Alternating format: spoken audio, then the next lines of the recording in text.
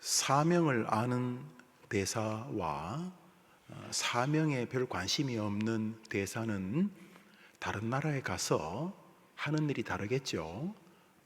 자신의 나라에 대한 너무도 애절한 마음을 가지고 막 그냥 풍전등화 같은 자기 나라를 살리려고, 그가 사명을 아는 대사라면 강대국에 가서 그 나라 권력자에게 우리나라를 도와주십시오 막 이렇게 정말 자신의 사명을 다하겠죠.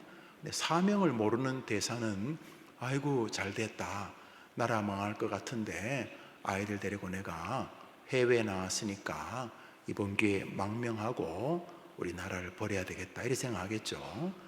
사명을 가진 사람과 사명이 없는 사람, 혹은 사명이라 그래도 사명에 별 관심이 없는 사람이 공부를 하든 사업을 하든 가정을 꾸리든 전혀 다른 인생이 되겠죠. 그건 너무도 당연한 것입니다. 그러나 그런 모든 것들은 한 생애로 끝이 납니다. 성실한 사명을 하든 성실하게 사명을 안 하든 그냥 잘 살았다, 사명에 충실한 우리 회사의 사장님이셨다, 아주 사명에 충실한 학교 교사이셨다, 정말 그냥 사람들에게 사랑을 전하는 진짜 의사, 장기력 의사였다, 이렇게 이 땅에서 사명을 잘 감당한 사람, 이 땅에서 칭찬받겠지만 그러나 한 생애로 끝이 나는 거죠. 예수를 믿지 않고도 사명에 충실한 사람 많지 않습니까?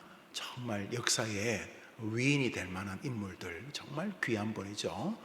아이들 그 정기문 시리즈 보면 거기 다 예수님 믿는 사람만 있는 건 아니잖아요.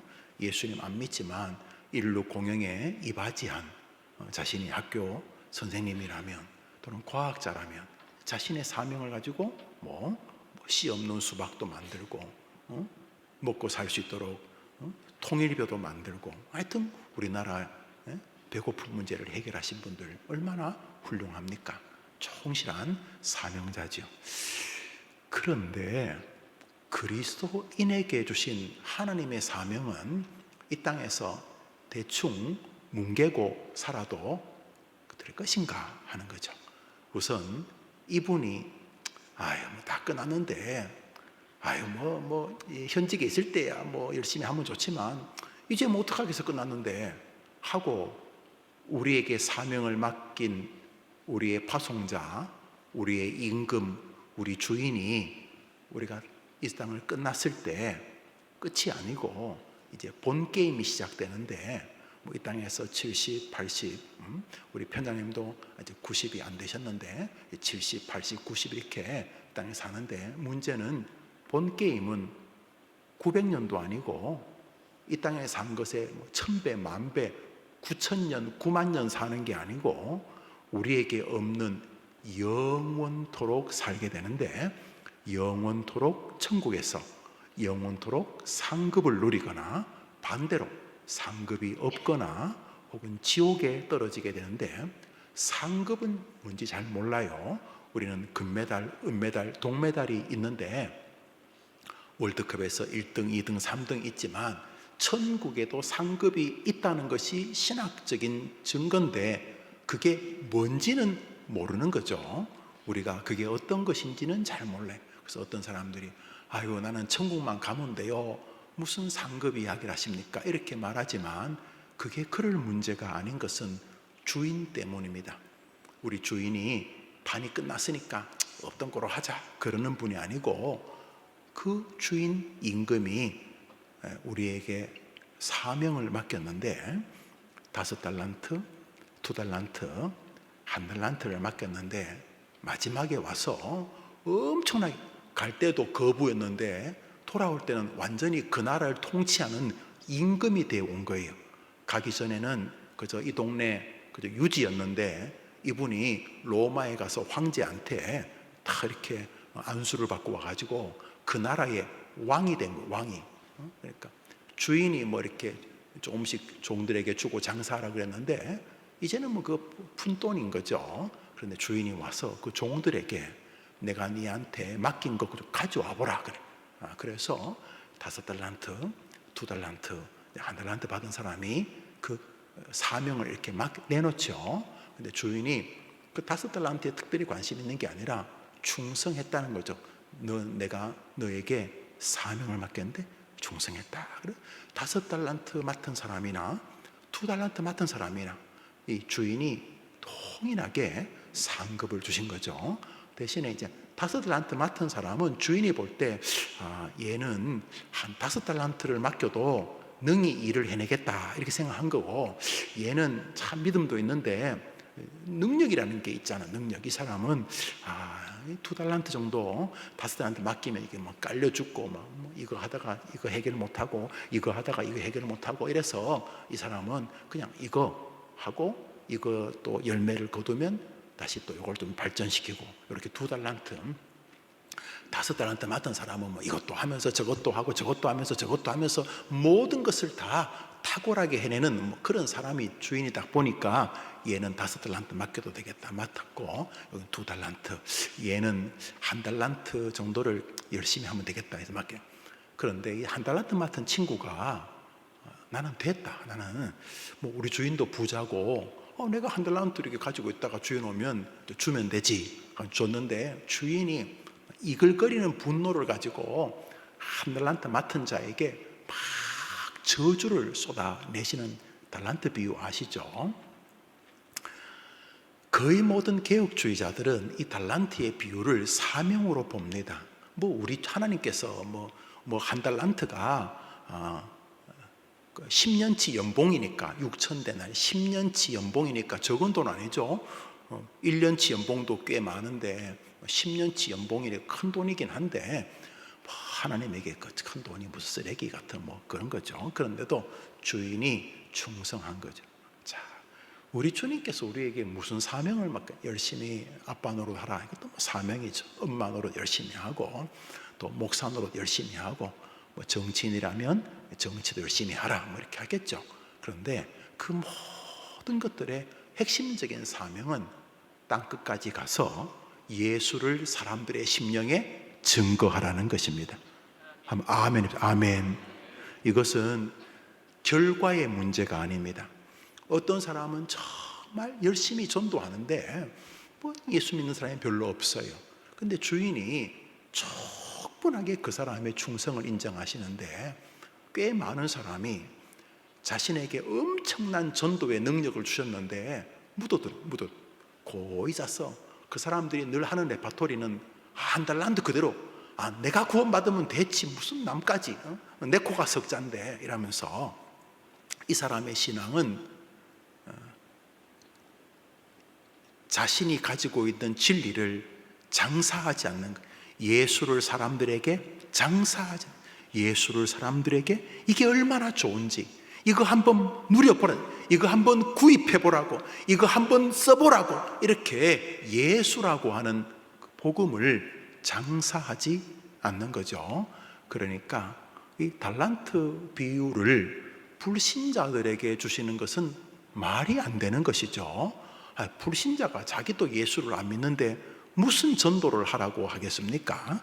그래서 이 전도는 우리의 사명인 거죠.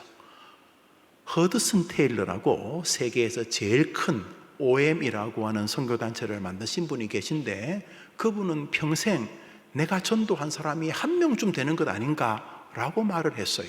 그렇지만 그가 세계 선교의 아버지라고 불리우는 것은 영혼에 대한 민망한 마음을 가지고 끊임없이 전도하려고 했기 때문이죠.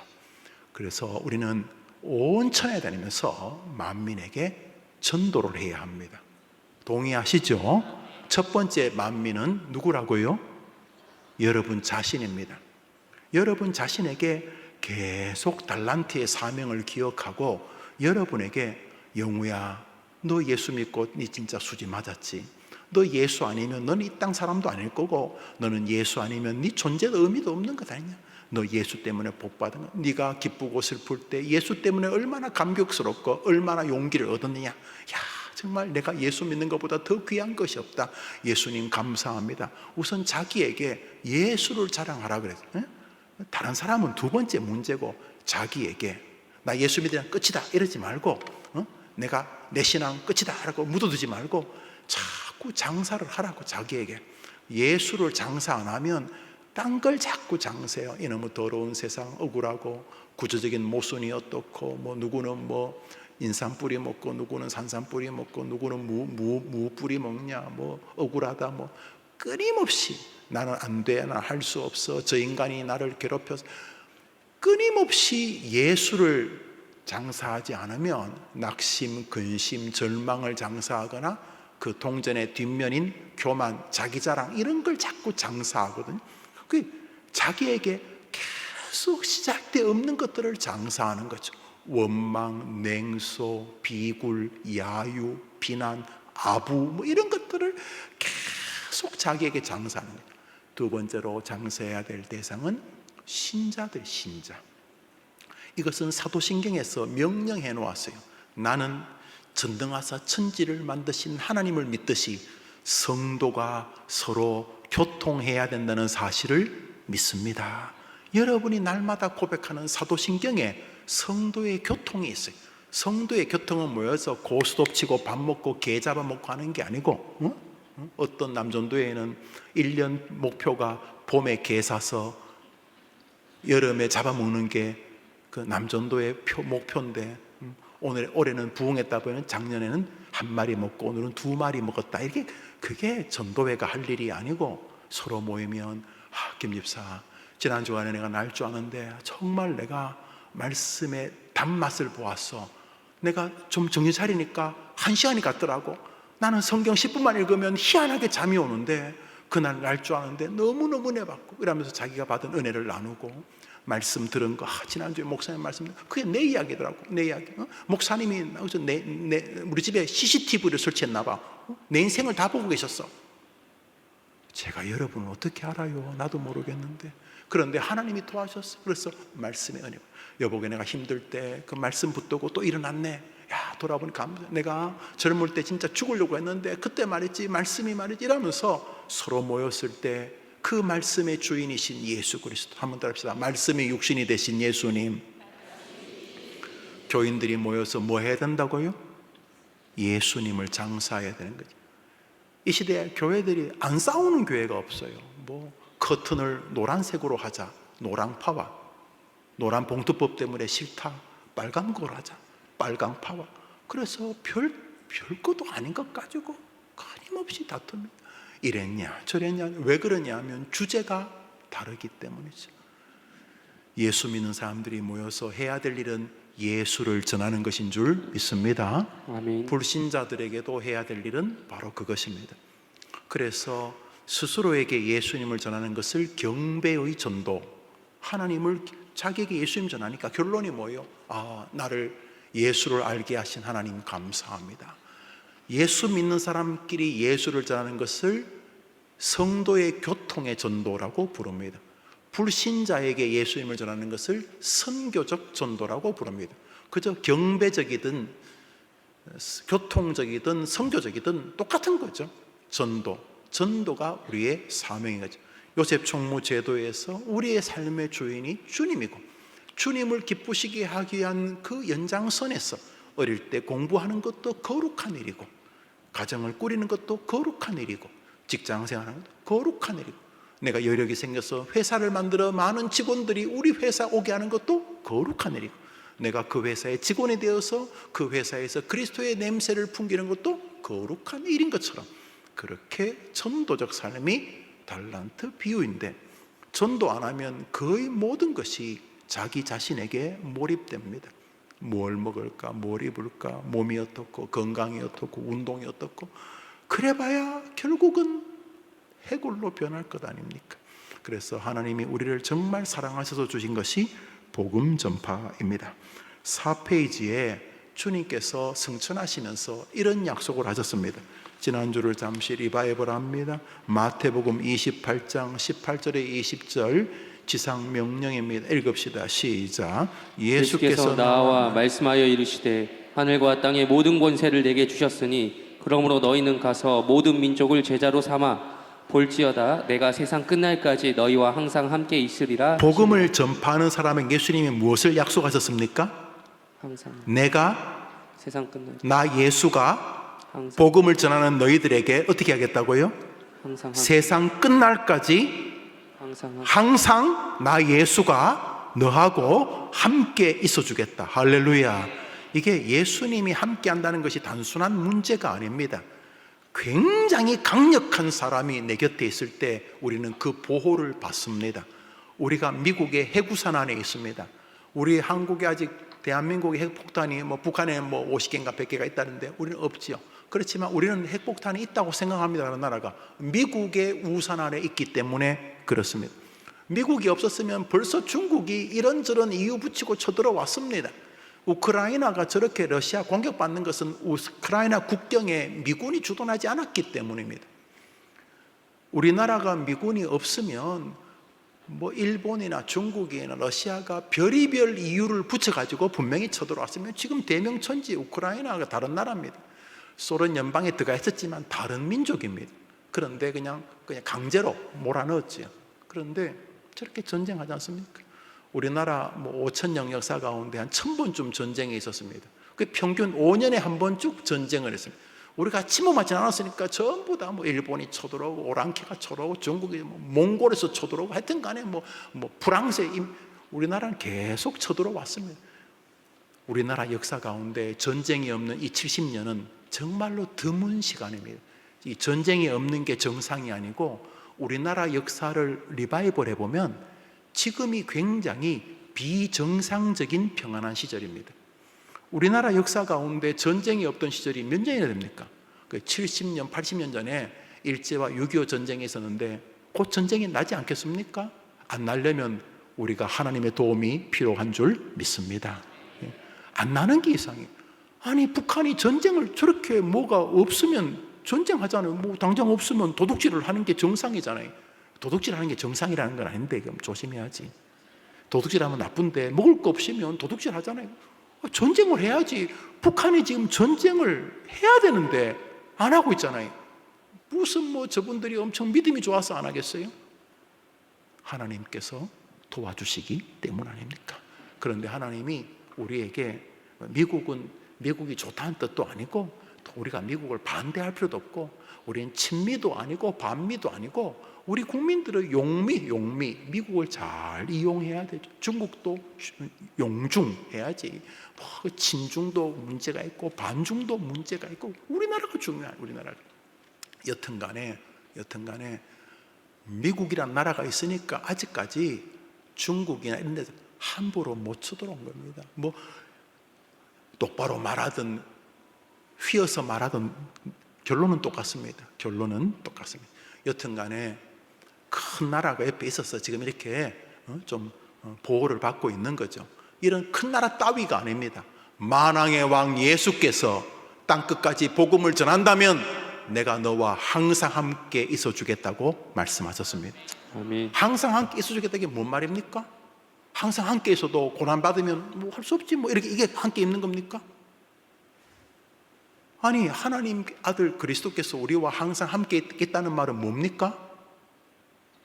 고난당할 때 모른 척 하겠다는 겁니까? 왜? 도와주시겠다는 겁니다. 할렐루야. 아멘. 여기 중요한 게 있습니다. 한 사람이 극적으로 이렇게 예수님을 전합니다. 그 사람이 예수님 십자가에 달리실 때 오른편에 있었던 것으로 추정되는 강도입니다. 이 두 사람 이름도 외경에 나오는데 중요한 건 아니고 나쁜 놈들입니다.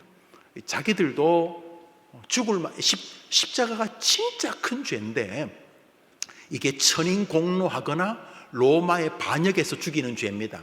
그냥 어차피 죽일 건데 목을 자르거나 이렇게 하면 될 텐데 십자가에 달아가지고 탈수하고 심장이 뒤틀리고 그러면서 죽는 게 비참한 건데 저거 둘이가 우리는 죽을 만하다고 말하니까 진짜 나쁜 사람들입니다. 그런데 이 중에 한 명이 전도를 합니다.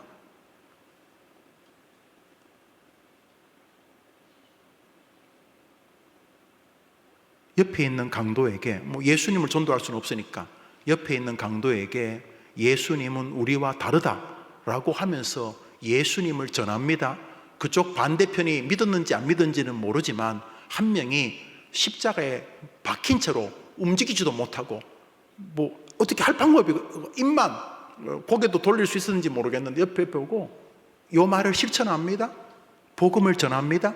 그때 예수님이 저 말을 그 강도에게 실현하십니다. 뭐라고요? 뭐라고 하셨습니까? 누가복음 23장 읽습니다. 시작. 예수께서 이르시되 내가 진실로 내게 이르노니 오늘 내가 나와 함께 낙원에 있으리라 하시니라. 이 강도가 뭐 했는데 주님께서 낙원에서 끝까지 함께 하시겠다고 말한 것입니까? 이 강도가 뭐 했는데요? 이 강도가 뭐 했는데요? 십자가 달리기 전까지는 천인공노할 죄를 지었죠, 이 사람이. 그런데 이 강도가 뭐 했어요? 전도했어요. 정확히 말하면 예수를 다른 사람에게 변호했어요. 하나님이 약속을 지키실 줄 믿으시기 바랍니다. 이게 목사가 강단에서 성경을 놔두고 딴 거 설교하는 목사들은 등신이나 바보입니다. 너무 그래서 교회가 성장도 안 하겠지만 설령 해봐야 그 아무것도 아닌 것이죠. 성도들도 마찬가지입니다. 출근해가지고 열심히 직장 상사에게 인정받고 동료나 후배 선배에게 인정받는 거 나쁜 건 아니지만 그렇게 하루가 끝나는 건 너무너무 어리석은 하루입니다. 우리는 직장에 예수를 전하러 가는 것이기 때문입니다. 예수를 보다 효과적으로 전하기 위해 성실한 것이죠. 효과적으로 전하기 위해서 그런 것이죠. 왜냐하면 세상에 여기 최고의 성공적인 길이 있는데 주님이 함께 하시는 인생이 망하겠냐고요. 할렐루야. 아멘. 그래서 우리는 우편 강도를 늘 기억해야 하는 것입니다. 예수를 변호하면, 예수를 변호한다는 게 뭡니까? 친구야, 예수 믿어. 예수 믿으면 길이 있어. 얘들아, 예수 믿자. 너 중학교 때까지 열심히 나오고 너 중등부 회장 출신이잖아. 너 예수 믿자. 아들, 딸, 손자, 손녀에게 또 예수를 증거하는 여러분 되어야 할 줄 믿습니다. 아멘. 아니, 우편 강도는 예수님 전하면 함께 하시고 김 목사는 예수님 전해도 함께 말이 안 되는 거죠. 이 강도는 예수님 전하면 예수님이 내가 새 낙원에서 영원히 너와 함께 했다는 그 말 아닙니까? 아니, 이 강도는 예수님 변호하면 함께 하시고 여러분들은 예수님 변호해도 변호라는 게 별것 아니고 예수님은 우리와 다르다 이거잖아요. 친구가 힘들 때 너 예수한테 도와달라고, 예수가 뭐 밥을 먹어주냐 떡이 나오냐, 예수는 우리와 다르다. 밥도 나오고 떡도 나오고 네 인생을 바꾼다. 예수를 변호하는 거 아니에요. 예수를 변호하면 예수님 뭐라 그랬어요? 세상 끝날까지 죽어서 하늘나라 가서 말할 것도 없고 지금부터도 함께 하실 줄 믿으시기 바랍니다. 아멘. 이게 우리의 사명이고 이 사명은 누구에게 우리에게 복인 거죠. 전도가 의무인 건 맞지만 이 영광의 의무인 거죠. 생각해 보시죠. 알라딘의 마술 램프에 나오는 접시를 램프를 비비며 나오는 지니가 나와서 알라딘을 도와주는 것 같은 것과 비교도 안 되는, 예수님이 예수를 변호하면 함께 하시겠다고 약속하셨는데 그래서 전도를 안 한 이유가 무슨 그런 고차원적이고 거룩한 이유가 있습니까? 게을러서지, 무지해서지, 사단이 부추겨서지. 그렇지 않습니까? 조금만 정신을 차리면 예수를 전하게 됩니다. 제일 먼저 자기에게 홀로 있을 때 예수를 말하십시오. 여러분이 병이 들었던 임종 앞에 놓여있던 여전히 예수님은 지금도 전능하신 분이기 때문인 것이죠. 강도가 죽어갑니다. 아마 탈수 증세가 나오고 학자들에 의하면 강도들이 먼저 죽은 것으로 보입니다. 두 사람이 먼저 죽고 뒤이어 예수님이 운명하셨는데 이 두 명의 강도 중에 한 명은 멋진 인생의 시간을 보내었습니다. 그 전까지는 완전히 짐승같이 살았더라도 예수를 증거한 이유는 가장 확실한 하나님의 구원 백성이 되었는 줄 믿습니다. 이상한 사람들은 또 낙원은 천국이 아니라고 별소리 다 하는데 낙원 천국이 개혁교회는 동일합니다. 천국과 지옥밖에 없기 때문입니다. 다종교에서 말하는 연옥이나 림보나 이런 거 없습니다. 천국 아니면 지옥에 있습니다. 예수를 변호하고 예수를 증언하는 여러분의 삶이 되기를 바랍니다. 아멘. 여러분 자신에게, 믿음의 공동체에게, 불신자들에게 오늘은 그 불신자들에게 예수님을 전하는 것에 대해서 상고하겠습니다. 4페이지 1. 불신자 전도의 첫 대상은 가족입니다. 그 모든 전도 가운데 가장 중요한 훈련장은 바로 가정입니다. 그리스도인 이후 22번째 시간에 총론적인 가족 구원을 말씀드렸는데 오늘은 주제의 강론적 사항에 대해 말씀드리겠습니다. 가족 전도는 하나님이 인간에게 주신 첫 번째 실제 전도의 장입니다. 성경은 우선 가까운 곳부터 먼 곳으로 그 대상을 넓혀 가야 한다는 전도의 원리를 보여줍니다. 전도의 대표적인 명령이 사도행전 1장 8절로 우리가 기억하는데 읽어봅시다. 시작. 오직 성령이 너희에게 임하시면 너희가 권능을 받고 예루살렘과 온 유대와 사마리아와 땅끝까지 이르러 내 증인이 되리라 하시니라. 그러니까 예루살렘에서 예수의 사역의 중심이고 예루살렘이 이스라엘의 핵심이고 이스라엘 유대인들은 그곳을 자신의 거룩한 땅으로 보죠. 예루살렘을 시키면 서울, 사마리아는 경기도 이론들, 유대는 사마리아는 옆에 있는 그저 경계선에 있는 혼혈족들, 나머 땅끝까지는 온 세계로. 그래서 먼저 이 순서가 의미가 있습니다. 가족 구원은 굉장히 힘 있는 에너지를 모으게 하는 어떤 모습입니다. 가족이 다 같이 예수님 믿으면 다른 사람을 전도하기에 참 용이합니다. 엄마 아빠가 예수님 믿고 아들과 딸이 예수를 믿습니다. 아들과 딸이 자기 친구를 데려올 때 엄마 이번에 전학 온 친구가 있는데 친구가 없는데 내가 친구해 주고 싶어요. 교회를 옛날에 다닌 적이 있다는데 안 다닌다고 하는데 엄마 내가 친구 데려오면 엄마가 맛있는 거 주고 예수님 믿으라고 전해줄래요? 이렇게 가족이 예수를 믿으면 훨씬 더 온전한 영적 전투장이 형성되어집니다. 그리고 가족들이 예수를 믿는 것은 예수 안에서 서로에게 영적인 시너지를 주고받게 하는 힘이 됩니다. 그런 면에서 함께 예수를 믿는 것은 굉장히 중요하기 때문에 가장 먼저 전도해야 될 대상은 가정입니다. 그래서 청교도들, 성경 밖에서 발견되어지는 가장 성경적인 사람이라 불리던 퓨리탄들은 결혼을 하면서 가장 큰 사명은 아이를 통해 예수 그리스도의 씨를 넓히고 그리스도의 복음을 확장하는 것이라 그랬어요. 결혼하는 여러 이유가 있지만 그 중에 한 생명에게 그리스도를 증거하기 위하여 이 땅에 없던 한 생명이 부부 사이에서 태어나면서 그 아이를 복음 전파로 통하여 하나님의 나라를 확장하는 것을 결혼의 첫 번째 원인으로 이유로 보았을 만큼 영혼 구원이 가정에서부터 펼쳐지는 것이 옳다는 것입니다. 베드로를 전도한 사람은 그의 가족 안드레였습니다. 그것이 베드로 전후서를 만들었고 기독교를 세웠습니다. 가족이 전도한 한 사람이 역사를 바꾼 것입니다. 가족은 성도의 실제 전도를 위해 특수 제작된 세계입니다. 하나님은 전도의 기초가 되는 감사와 사랑의 마음이 바닥에 흐르는 자연스러운 관계요 서로 주의하면 충분히 수용적이 되도록 전도의 첫 훈련장인 가족을 만들어 주셨습니다. 사회주의 혹은 좌파, 지나친 좌파 혹은 공산주의자들이 허물고 싶은 것이 두 가지. 하나는 교회입니다. 왜냐하면 그들은 유물 사상으로 모든 것을 정리하고 싶은데 교회가 그게 안 됩니다. 교회는 갑자기 유물이 아니라 형이상학적인 희생, 용기, 용서, 봉사, 위로 이런 것들을 자꾸 말하니까 모든 것을 물질로 정리해야 되는 사회주의 입장에서는 교회가 참 거슬립니다. 두 번째로 사회주의자들이 불편한 것이 가정입니다. 이 가정은 유물 사상이 끝까지 미치질 않습니다. 서로 인생은 물질이라는 개념으로 유물, 인생은 물질이라는 개념으로 모든 것을 정리하고 경제적 개념으로 그들의 논리를 발전시키는데 걸림돌이 있는 게 가정입니다. 왜? 갑자기 가정은 생산, 효율성, 부르조아, 프롤레타리아 이런 개념이 존재하지 다가오기에 어려운 희생.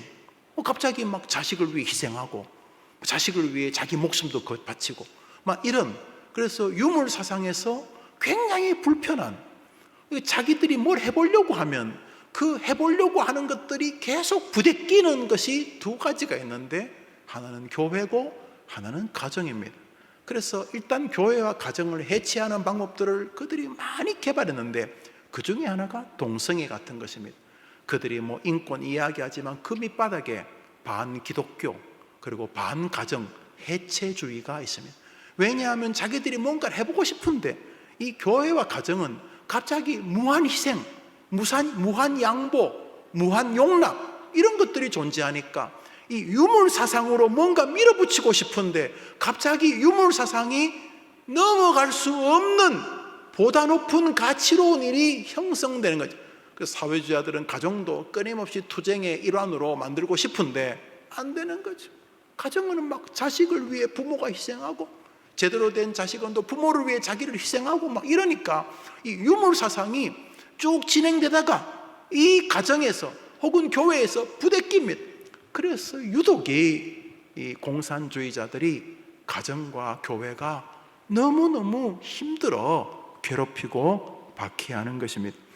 하나님께서 가정은 전도가 용이하도록 그 재료들을 이미 희생, 용납, 사랑 같은 것들을 주심으로 전도가 훨씬 더 활발하게 이루어지도록 특수 제작한 영적인 단체요, 지구상에 남아있는 가장 순결한 원형을 가지고 있는 제도입니다. 교회도 타락의 부산물입니다. 아담과 하와가 죄를 짓지 않았으면 이럴 이유가 없습니다. 그래서 교회는 죄의 결과지만 가정은 타락 이전에 하나님이 만드신 영적 세계이기 때문에 교회보다 가정에 훨씬 더 사단이 1000만 마리, 억만 마리 더 붙어 있는 것입니다. 동시에 가정은 위대한 하나님 나라의 영적 전진 기지가 되기도 합니다. 그래서 제대로 되는 가정 하나가 굉장히 많은 사람을 살립니다. 이제 겨우 20대 좀 중반을 지난 젊은 애들인데 결혼해가지고 이 아이들이 믿음을 지켜서 아름다운 가정을 만들면 그 20대 30대 아이들이 목사 1000명이 하는 것보다 훨씬 더 강력한 그리스도의 향기를 가정에서 풍기게 됩니다. 병약한 노인이시고 80, 90에 다다르셨지만 그 노부부가 믿음의 가정을 이루면 주변에 있는 교회 1000개가 하는 것보다도 더 위대한 일을 하는 것은 이미 역사의 증거로 많이 남아 있습니다. 그래서 가정은 전도의 첫 번째 도구입니다. 읽으시죠.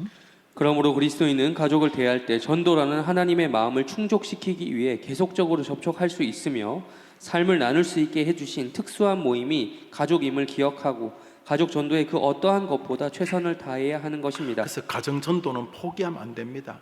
그 어떤 분위기를 만들어도 이렇게 만들어지지가 않습니다. 여러분 형제들, 총각들, 자매들 이렇게 꼬시려고 하면 꼬신다기보다는 왠지 분위기 좋은 카페에 시간도 가급적은 해가 좀 떨어지고 갸스무리하고 이렇게 분위기를 잡잖아요. 아니면 말고 그런 것처럼 가정은 전도를 하도록 하나님이 분위기를 만들어 놓은 단체입니다.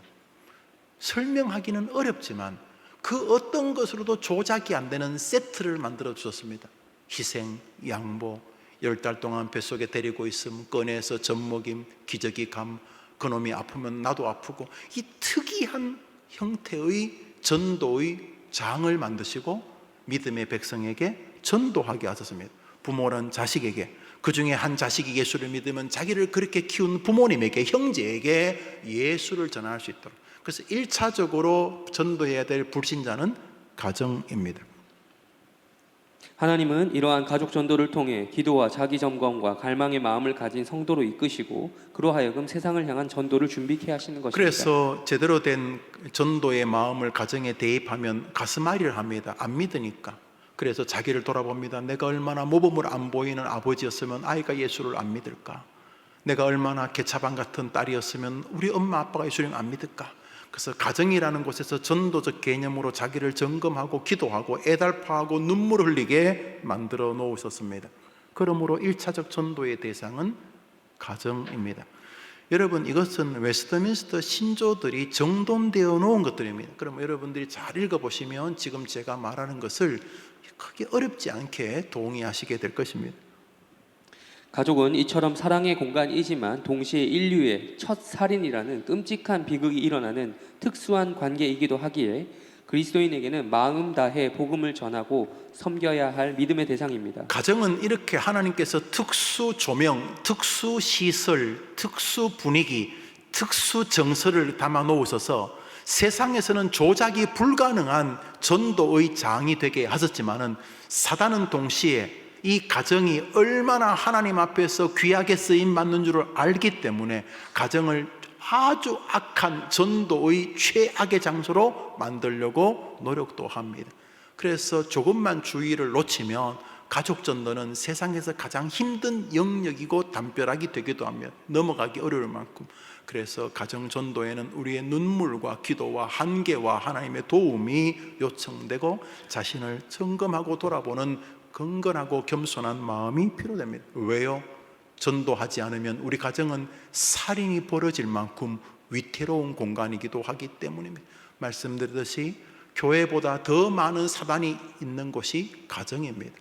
그래서 사단은 오늘도 우리의 가정을 칼로 찌르는 가인과 아벨은 아니어도 말로 찌르고, 돈으로 찌르고, 눈총으로 찌르고, 편견으로 찌르고, 차별로 찌르고, 무관심으로 찌르고 있는 것입니다. 왜요? 가정 하나가 그리스도의 전진 기지가 되면 이 교회를 얼마나 복되게 하는 줄 알기 때문에, 우리 해림의 가정 한 가정이 복되게 되면 그 가정 때문에 주변에서 얼마나 놀라운 일이 벌어지는지 모릅니다. 힘겨웠던 가정이 그리스도 안에서 한 은혜를 입으면 목사의 목회가 얼마나 복되는지 모릅니다. 여러분은 꼭 기억하시기를 바라요. 그래서 교회를 잘 섬기는 방법 중에 하나가 여러분의 예배와 말씀을 통해 여러분의 가정이 복된 가정이 되는 것입니다. 계속 읽으시죠. 결국 가족은 축복이 될 수도 최고의 저주도 될 수 있는 관계이기에 바울도 그 가족 전도를 늘 마음에 두고 살았습니다. 로마서입니다. 시작. 내게 큰 근심이 있는 것과 마음에 그치지 않는 고통이 있는 것을 나의 형제 곧 고륙의 친척을 위하여 내 자신이 저주를 받아 그리스도에게서 끊어질지라도 원하는 바로다. 예, 사도 바울도 아마 자기 가족, 부모, 형제, 형제의 가족, 혹은 할아버지, 할머니, 여튼 간에 자기 가족에 대한 깊은 안타까움이 있었던 것으로 보입니다. 얼마나 그것이 아팠으면 하나님 저를 버리시더라도 우리 아버지 구원해 주시면 안 됩니까? 라고 했던 것을 볼 때에 역설적인 표현이지만 그만큼 가족 전도는 어려운 것이고 눈물로 포기해서 안 될 성도의 사명이라는 것입니다. 자, 그러면 어떻게 불신 가족을 전도할 것인가? A. 나의 구원의 확신입니다. 또한 가장 큰 걸림돌이 되는 것 역시 나의 구원의 확신입니다. 믿지 않는 가족을 전도하기 위해서 제일 먼저 필요한 것이 뭐라고요? 구원의 확신. 동시에 믿지 않는 가족을 전도하는데 제일 걸림돌이 되는 건 뭐라고요? 나의 구원의 확신이 없는 것입니다. 아니, 내가 구원의 확신도 없으니까 그걸 굳이 써보라고 말하지도 않습니다. 내가 그 제품을 한 번도 써본 적이 없기 때문에 이게 좋은지 안 좋은지를 잘 모르겠어요. 그래서 전도를 가족에서 하지 못하는 가장 큰 이유는 바로 자신의 구원의 확신의 요동침입니다. 구원의 확신은 전도해야 될 가장 강력한 이유고, 구원의 확신이 없는 것은 전도를 하지 못하는 가장 강력한 원인입니다. 구원의 확신이라는 것은 지옥의 확신이기도 하지요. 내가 구원받는다는 말은 구원받지 않은 사람은 지옥 간다는 것이니까 구원의 확신과 지옥의 확신은 같은 것이고, 가족을 전도하지 못한 가장 큰 이유는 말주변도 없고 삶에서 내가 모범을 보이지 않은 것도 아닙니다. 가족을 구원하지 못하는 가장 큰 이유는 나의 구원의 확신이 요동치기 때문인 것이죠. 의심하기 때문이죠. 혹은 없는 것이기 때문인 거죠. 만일 저 사람이 우물로 걸어가 빠지는 손주를 보고 있다면, 아이고, 인생은 다 정해진 거요. 야야, 물에 빠지면 죽는다. 그래도 할 수 없지 이러겠습니까? 우물로 기어가는 아이가 있으면 고래고래 소리를 지르면서 이 미친놈아, 거기 들어가면 죽는다 그러고 소리치면서 쫓아가겠습니까? 구원의 확신은 전도의 원인이고, 구원의 확신은 가족 전도를 하지 않는 원인이기도 하다는 것입니다. 읽으시죠. 구원의 확신이란 내게는 구원의 확신이지만 그것은 동시에 불신자 이 말 저주의 확신입니다. 그렇게 구원의 확신과 영원한 지옥 저주의 확신을 가진 사람은 자신 가족이 예수님을 영접하지 않아 머지않아 심판을 받고 지옥에서 영원한 형벌을 받게 된다는 사실을 생각할 때 전도하지 않을 수 없기에 가족을 향한 전도의 열정은 뜨거울 수밖에 없습니다. 그러기에 구원의 확신이 없으면 지옥에 대한 확신이 없기에 전도에 소극적이 되며 반대로 구원의 확신이 분명한 사람일수록 가족 구원에 적극적이 되는 것입니다. 그러므로 전도는 날마다 우리의 구원의 확신을 점검하게 하시는 은혜입니다. 전도하라는 것은 귀한 것이지만 동시에 의무지만 동시에 우리의 구원을 점검하게 하는 하나님 은혜입니다. 너 구원받았냐?를 돌아보게 하시는 거죠. 자신이 죽어가는 마음을 가졌을 때 죽어가는 사람들에게 절규하듯이 외칠 수밖에 없는 것이 가족 구원의 이유인 것이죠. 그러므로 전도의 가장 큰 영광은 원인은 나의 구원의 확신이고 전도를 제대로 못하는 가장 큰 이유도 구원의 확신의 결여인 것입니다. 그러므로 전도의 가장 중요한 것은 나의 구원의 확신이며 가장 큰 걸림돌은 나의 구원의 확신이 없는 것입니다. 바꾸어 말하면 지옥에 간다는 확신이 없다는 뜻이기 때문입니다. 그러므로 이번 그리스도인이요 과정을 통해 구원의 확신이 감격과 동시에 가족을 향한 안타까움과 슬픔으로 정리되어 가족 구원의 역사가 일어나기를 바랍니다. 아멘. 다음으로 가족을 전도하는 데 가장 중요한 것은 B. 관계의 재수립입니다. 실제 전도가 이루어지지 않는 이유는 가족 간의 익숙한 관계입니다. 예, 그 익숙함이 무언가를 진행하기가 참 어렵습니다. 그 익숙함이 모든 전도의 방식을 무용지물로 만들 수 있습니다. 전도하기 위해 예의, 배려, 기도, 거룩한 긴장, 인애, 조심스러운 말투 이런 모습이 있어야 하는데 너무나 익숙한 서로를 향한 삶의 태도가 그런 기본적인 전도의 행위들이 서로에게 드러날 기회를 박탈해 버릴 수 있기 때문입니다. 아니 전도할 때 요감 전도했습니까? 반갑습니다. 그 다음에 막 쌍욕을 하면서 전도할 수 있습니까? 그렇습니까?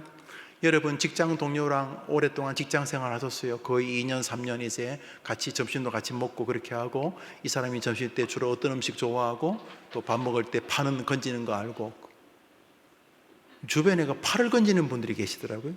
여튼 간에 이제 서로 압니다. 조심스럽게 이제 전도를 시도합니다. 김대리 시간 되면 이번 내 생일인데 같이 식사 한번 할까? 이렇게 아이고 부장님 제가 군번이 됩니까? 아니야.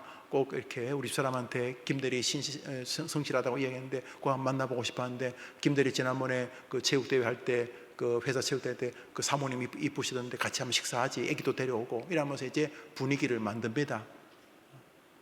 뭐 하려고 분위기를 만듭니까? only one. 그런데 그렇게 말하면서 그런데 너는 왜 싸가지가 없냐? 이러면 전도가 되겠습니까? 전도하기 위해서는 최소한 예의, 배려 이런 게 필요하죠. 그죠? 그렇죠? 그런데 가족은 그 부분들을 단절시킬 가능성이 큽니다. 왜요? 익숙하기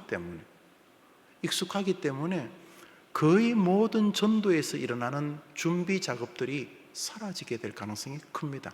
그래서 우리는 가족 전도가 영광스럽지만 무척이나 높은 난관들을 가지고 있는 지뢰밭이라는 것을 잊어서는 안 되는 것입니다.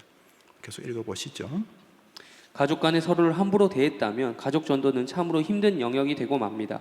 그래서 신조는 성도 간의 교통을 주의 깊게 다루는 것입니다. 웨스트민스터 신앙고백 20년 성도 가족도 성도죠. 성도의 교통 읽읍시다. 시작. 성도라고 고백하는 사람들은 상호 간에 덕을 세우는데 도움이 되는 다른 신령한 봉사를 하는 일과 또한 그들의 각양의 능력과 필요에 따라 물질로 서로 도와주는 일에 있어서 거룩한 교제와 교통을 유지해야 한다. 그러므로 전도하기 위해서 부모는 아이들에게 최선을 다해 전도할 수 있는 환경을 만들어야 되는 것이죠.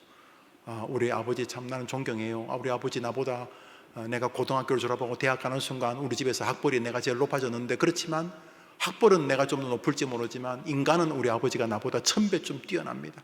그러면서 부모님을 공경할 수 있도록 부모가 자녀에게 전도해야 되니까 내가 낳았지만 전도해야 되니까 내가 장가를 가고 시집을 가서 이 시댁과 이 처가 식구들을 전도해야 되니까 우리는 끊임없이 이 전도에 기본적으로 필요한 배려, 용납, 기도, 또 사랑, 또 겸손 이런 요소들을 가족 전도에서 실행할 수 있도록 점검하고 돌아보아야 하는 것입니다. 만일 이러한 삶의 태도가 부족했다면 이제 다시 서로 용서를 구하고 새롭게 시작하십시오. 이게 바로 중요한 것입니다. 언제 한번 가족들을 불러서 진지하게 신학적으로 이래 그리스도인과 같은 교리가 중요하죠.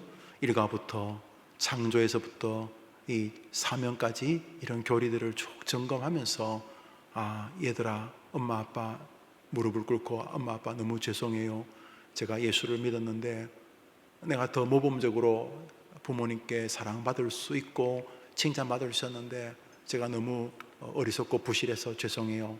혹은 부모는 반대로 아들아 딸아 먹고 산다는 이유 때문에 내가 부족해서 그저 나는 교회 다니면 너희들이 당연히 교회 올 줄 알았는데 너무너무 부끄럽고 정말 미안하다. 엄마가 돌아보니까 그때 그런 모습을 너에게 보이는 것은 정말 내 게으름의 이유였고 또 내 본성이었다. 내가 너무 부끄럽다. 그러면서 정직하게 다시 시작할 수 있는 장이 필요합니다. 안 그러면 좋게 말하면 가족이지만 나쁘게 말하면 위선적인 공동체가 한 집에 머무는 것이 되는 것이죠. 지옥 갈 사람도 회개하면 주님이 용서해 주는데 제대로 못 사는 거 서로 용서 못할 이유가 없지 않습니까? 읽어보시죠. 다시 부모님께 극진한 효성을 다하십시오. 부부간의 사랑과 용서를 다시 다짐하십시오. 자녀에게 나아가 형제 자녀들에게 모범적인 삶을 보이십시오.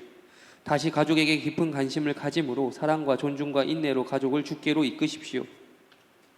교회는 9시 반이면 떠나가야 되지만 집은 시간에 제한이 없으며 세상의 그 어떤 단체나 모임보다 개인적인 접촉으로 느낌이나 가치관을 나눌 기회가 가장 많은 곳입니다. 수정해 주십시오. 12시 반으로 수정해 주시기를 바랍니다. 읽으시죠. 따라서 가정에서는 관계 회복의 우선순위를 두고 자신의 믿음을 고백할 수 있는 결정적인 순간을 놓치지 말아야 합니다. 그러기 위해 자신이 믿는 바를 정확하게 고백할 수 있는 계기 마련을 위해 계속 기도해야 하며 동시에 주의를 기울인 삶을 가정에서도 살아야 하는 것입니다. 네, 우리 오늘 여기까지 하도록 하겠습니다. 개인에게 전도하는 것, 자기 자신에게 전도하는 것을 경배의 전도라고 불렀습니다. 자기에게 예수님을 자꾸 말해줄 때 결론이 예수님 위대하시다. 예수님 살아계신다. 예수 믿는 사람들끼리 전도하는 것을 성도의 교통의 전도라고 불렀습니다. 지금 후반부는 바로 불신자 전도, 우리가 보편적으로 말하는 전도 혹은 선교입니다. 예수를 구주로 믿지 않는 사람들에게 전도하는 것을 불신자 전도, 바로 선교적 전도라고 부릅니다. 그 선교적 전도는 크게 두 종류의 대상에게 하는데, 하나는 가족입니다. 가족. 내가 예수를 믿으니까 가족에게 전도하는 것이 불신 가족이 있죠. 또 태어날 자식, 아직은 안 태어났잖아요. 뱃속에 있는 애는 불신자죠. 뱃속에 있는 애가 불신자잖아요. 태어나는 순간 나의 귀한 자녀지만 동시에 얘는 예수를 십자가에 죽인 원수잖아요. 하나님의. 그러니까 가족 전도. 그리고 가족이 꼭 엄마 아빠만 가족이 아니니까 할아버지 할머니 또는 장인 장모님 시부모님 또 시아주버니 시조카들 많잖아요. 그런 가족들, 나와 혈연으로 이어진 특수 관계인 사람들, 굉장히 특별한, 하고 많은 365일 중에 그날은 꼭 시골에 내려가야 되는, 부모님 돌아가신 날, 부모님 생신, 여튼 간에 특이한 365일 중에서 그날은 가족들과 연결시키는 아주 특이한 날들이 있잖아요. 가족이라는 이유 때문에. 가족. 두 번째로 살펴보실 타인. 내 가족은 아니지만 예수를 믿지 않는 이 사람들에게도 전도적 사명은 필요하고 전도의 방법과 원인들이 점검이 돼야 되겠죠. 우리는 그것을 같이 상고하고 있습니다.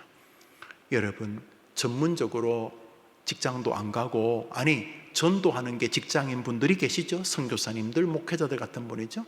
저는 강단에서 전도하죠. 저는 여러분에게 뭐합니까?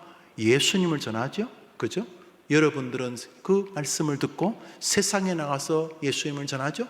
저나 여러분이랑 다 똑같죠. 예수님을 증거하고 있는 거죠. 할렐루야. 자, 이것이 우리의 사명이라는 거죠. 보다 효과적으로 잘 전하는 목사를 좋은 목사라고 부를 것이고, 보다 효과적으로 잘 전하는 성도를 좋은 그리스도인이라고 부르겠죠. 그러나 이 전도적 사명을 잃어버리면 기독교인의 삶은 길을 잃어버리는 것입니다. 그게 원래 이유인데 그거 하라고 대사를 보냈는데 대사가 앉아가지고 뭐 마약 밀수나 하고 그러면 이게 아무것도 안 되는 거지 않습니까? 자기 나라를 위해서 보내진 거죠. 우리는 이 땅에 예수의 이름을 증거하라고 보낸 거예요. 그것을 보다 효과적으로 전하는 동안 어린 시절이 있고 청년이 있고 중년이 있고 노년이 있고 병상이 있는 거죠. 우리는 그 환경 속에서 하나님의 하나님이 생각하고 있는 어떤 그런 레파토리에 따라 우리가 나아가는 것이죠. 중요한 것은 30대나 20대나 70대나 90대나 우리의 사명은 똑같은 거죠. 십자가에 달리는 강도들이 가지고 있는 사명은 똑같은 것이죠. 우리가 십자가에 달리지는 않겠지만 우리는 언젠가 병상에서 우리 해림교회가 세우고 있는 우리 해림 노인 요양실에서 우리 돌아가시겠죠. 그때도 우리의 사명은 똑같다는 거죠. 예수를 증거하는 거죠.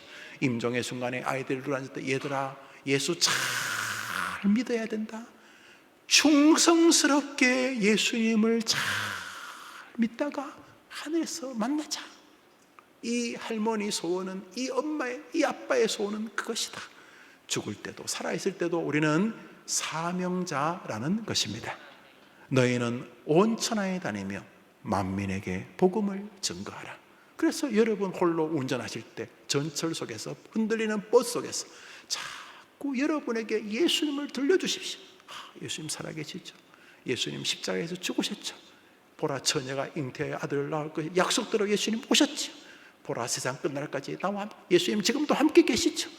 기쁨이 많으면 좋지만 다니엘도 막 사자굴에 던져지고 다윗도 사울 때문에 도망다니고 자식 때문에 다윗도 도망다니고 또 요셉도 뭐 억울하게 감옥살이 억울하게 감옥살이. 요즘 사람은 억울하면 죽으려고 하는데 요셉은 억울해서 안 죽었어요. 요셉이 억울해서 런닝으로 목을 메어 죽었더라 그런 거 없잖아요. 억울하지 않으면 좋지만 억울해도 한번 답시다. 억울해도 주님 아시죠? 당연히 아신 주님은 뭘 모르시겠어요? 그래서 자기에게 계속 예수님을 전해주십시오. 할렐루야. 그러면 버스 탈 때는 똥 씹은 표정이었다가 내릴 때는 훤하게 변할 줄 믿습니다. 이쪽은 아멘이고 저쪽은 노멘입니까? 자꾸 여러분 자신에게 예수님 가족들이 모여서 갑자기 막 둘이 막 엄청 싸우다가 자식 들어오면 예수 믿자 그러면 어색하니까 서로 예수 믿을 분위기를 자꾸 가족들이만 교회도 오면은 막 나 좀 안 알아주냐? 아이고 알아줘봐야 그게 그거지. 그러니까 교회 오면은 예수님 자랑하고 싶어서 예수님 자랑하고 싶어서 그리고 사람들 만나면 예수님 자랑하다 보면 하나님께서 약속하신 대로 우리 예수님이 여러분과 함께 하시는 생애의 주인공이 될 줄 믿습니다. 이게 아니면 그냥 뭐 사는 거죠. 그냥 또 사는 거죠. 야, 사명자 대사가 대사의 일을 놓치고 그냥 산다는 게 이 얼마나 답답하게 짝이 없는 것입니다. 오늘도 자신에게 성도에게 불신자에게 사명대로 예수를 전하는 여러분 되기를 축복합니다. 아멘. 내일 5시에 편금술 원로 장로님 입관 예배를 저만 예배를 드리겠습니다. 기억하시고 유족들 위로해 주시기를 바랍니다. 여러분의 성도님이 주의 전에 오르면서 헌금을 드리셨습니다. 우리 주님 가르친 기도로 예배를 마치고 자유롭게 기도하고 돌아가십니다. 하늘에 계신 우리 아버지여, 이름이 거룩히 여김을 받으시오. 나라의 마옵시며 뜻이 하늘에서 이룬 것 같이 땅에서도 이루어지이다. 오늘날 우리에게 일용할 양식을 주옵시고 우리가 우리 죄진 자를 사하여 준 것 같이 우리 죄를 사하여 주옵시고 우리를 시험에 들게 하지 마옵시고 다만 악에서 구하옵소서. 내게 나라와 권세와 영광이 아버지께 영원히 있사옵나이다. 아멘. 우리 기도합시다.